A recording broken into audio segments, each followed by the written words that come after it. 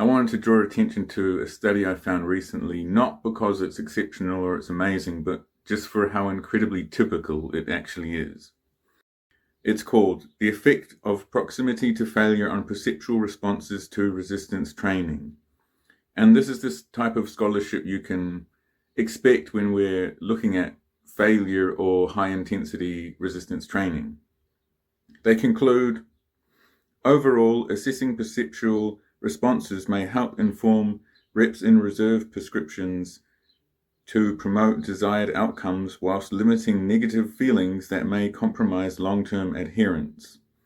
In other words, if you go to failure, there's more negative feelings, so people are, I guess, less likely to continue with it.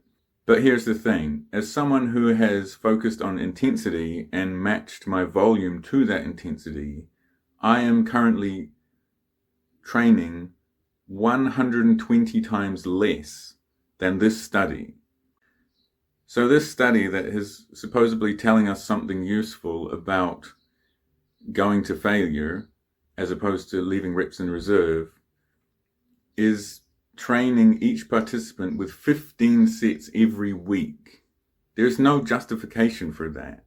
Good studies have looked at doing 1 set per week versus 2 or 3 and could find no statistical difference between those different regimes. So why are you doing 15 times a week to failure and then acting like it's telling us something useful? And all it really tells us is that people experience more discomfort going to failure than they do leaving reps in reserve. As if anybody didn't know that to begin with. Anyone could just go to the gym and just do it and experience it and realize that that's true. So what is the point of this study?